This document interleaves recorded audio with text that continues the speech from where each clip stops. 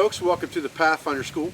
What I thought we would do today is we're going to make a video on another simple machine, and this simple machine is called the rope spinner, and it has been used since ancient times for making rope. And there are some very important facts about rope I want to talk to you about, because we use ropes and cordages every day in our bushcrafting, in our woodcrafting, and things of that nature, and we kind of take it for granted because we can buy it by the spool anywhere we want to. But there are ways that you can compound the tensile strength or the capacity of normal cordage by creating rope. So if you have a lot of cordage with you, or you've made a lot of cordage from natural material, and you want to make it more valuable for holding a heavier load, or you need it to hold something heavier as a lashing, you can make rope from that cordage in a very simple way in the bush, and I'm going to show you how to do that right now. Archaeological evidence of rope goes back 17,000 years by fossil record. There are also many paintings and drawings that have been found from ancient Egypt of people using a spinning device to make rope from cord. It was used all the way up to 1,000 years ago by Native Americans as a normal method for making rope as well. So rope has been around for a long period of time. It's not a new invention. There are mentions of rope as early as the book of Exodus in the Bible. And in the book of Ecclesiastes, there is also a parable about rope, talking about a strand of 3 cords is very hard to break. And that parable references one person being able to defend himself, 2 people being able to defend themselves, or a group of 3 being harder to defeat or harder to break. And what that reference goes back to is that a true strand reverse wrap 2-ply cordage is not near as strong as a 3-ply rope. As far back as the Middle Ages, they used what was called a rope walk. And a rope walk was used to make long pieces of rope.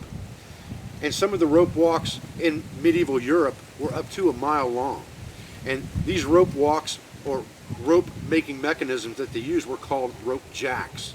And they employed a new type of technology with multiple spinning devices on it that was geared, that was thought to be invented by Leonardo da Vinci, called the rope machine. And we'll talk about that in another video. But the rope twister, or the spinner, is a very simple way to make rope in very crude fashion in the bush. And that's why I wanted to cover that with you today. From colonial times through the 1940s, before DuPont invented nylon, hemp rope that was tarred was the standard for mariners' line for their ropes and sails. We still use tarred mariners' bank line today, which is now made of nylon covered in tar, but the ancient ropes were made, almost always the best ropes were made of hemp. Now, there were other ropes that were made from sisal, there were other ropes that were made from other types of materials of plant fibers when hemp was at a premium, but hemp was always the preferred and always considered to be the strongest of any rope. And today, we're going to use hemp to make our rope. Okay, so we're going to take a single cordage of hemp fiber here that we've got on this roll, and we're going to create this type of heavy hemp rope. And what we're going to use to make that with is called a spinner. And I've taken a couple pieces and made a quick spinner, and this thing is just simple, quick, down and dirty bushcraft. It took about 15 minutes to make this. I've got one longer stick that's been carved down, and this is going to be my pendulum or my spinner. It's also counterweighted because it's heavier on the bottom. It has a notch that's been cut around the top portion to hold my cordage. And then it has a handle that's just had a piece of metal crudely pounded into it and then bent over on a rock to allow it to spin on an axis. So that becomes basically an axle, and this will spin. And this is the spinning device that we're going to use to spin our rope with today. The only other thing that we're going to need for this is a stationary object that we can wrap rope around, like the branch of a tree that we cut off with a saw or something like that.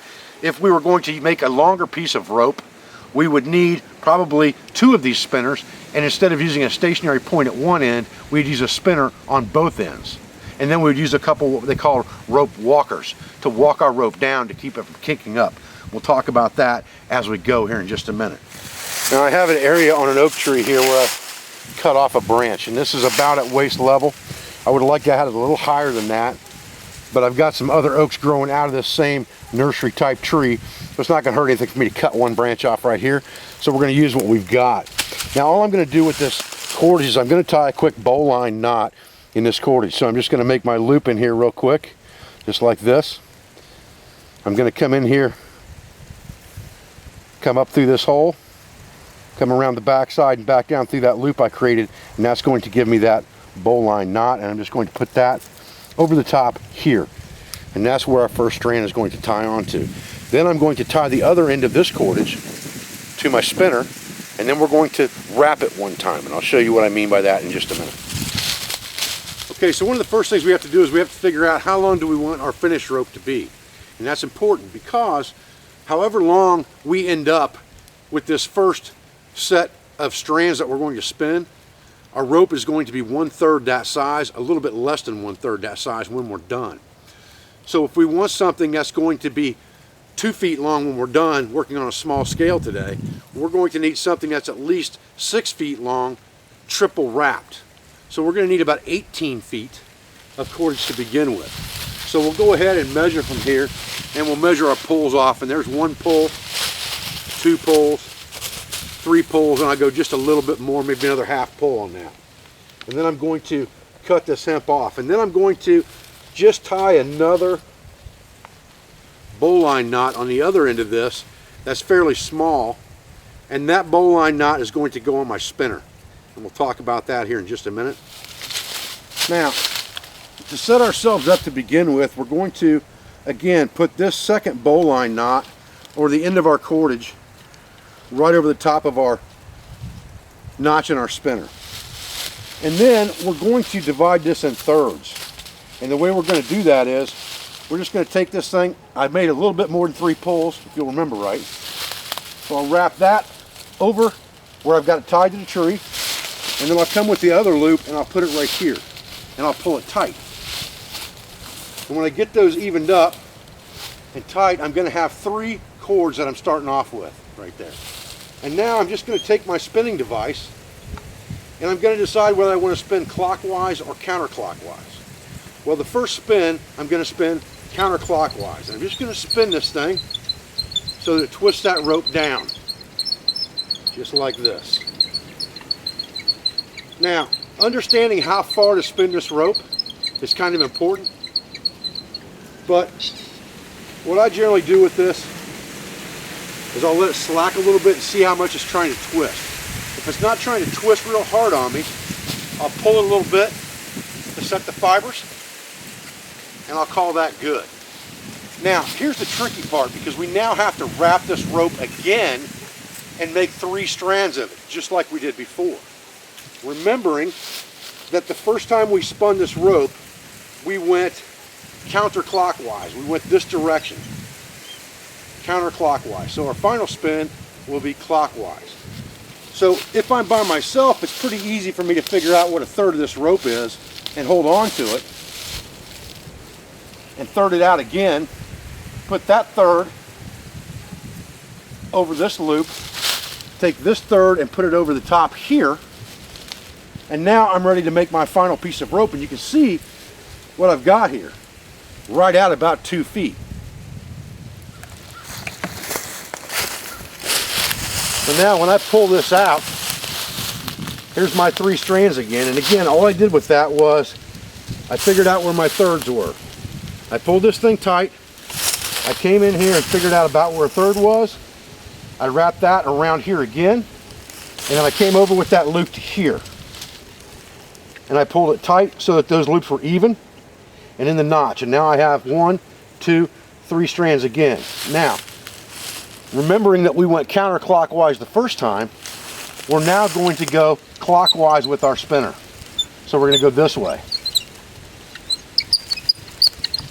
like this. And once that thing starts to get tight, spin it a couple, 3 more times. Again, you're going to pull on it taut to set. That's going to set the rope a little bit, what they call setting the rope. And basically what you're doing is you're stretching the fibers and setting them in that fashion. Now when you let this off of here, it's going to loosen up a little bit, but you're going to whiplash both of these ends, and we'll do that in just a minute with another piece of this hemp cordage to hold this rope together. So now what we've done is we've created a 2 foot or thereabouts. My hand's probably 7 inches long, 8 inches long, or close to it. So we've got pretty close to 2 feet here. We're going to pull it off of this end, and you can see it's not going to unspin too much. That thing unwrapped about 1 time.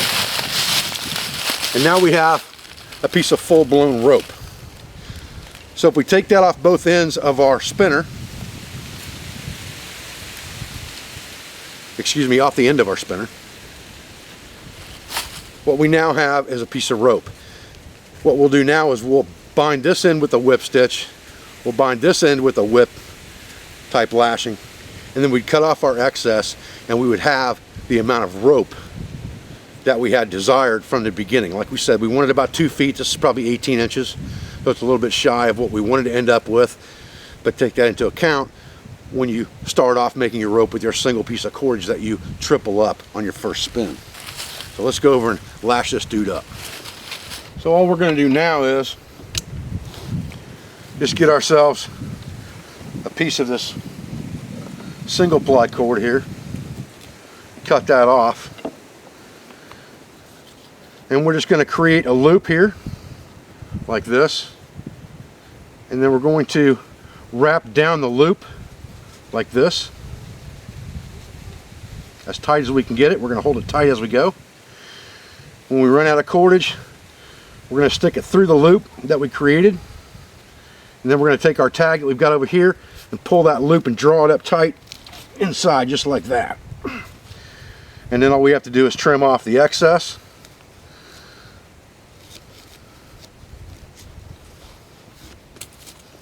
And there's the end of our rope, and it's been whipped together. Now we got to do the other side on both ends,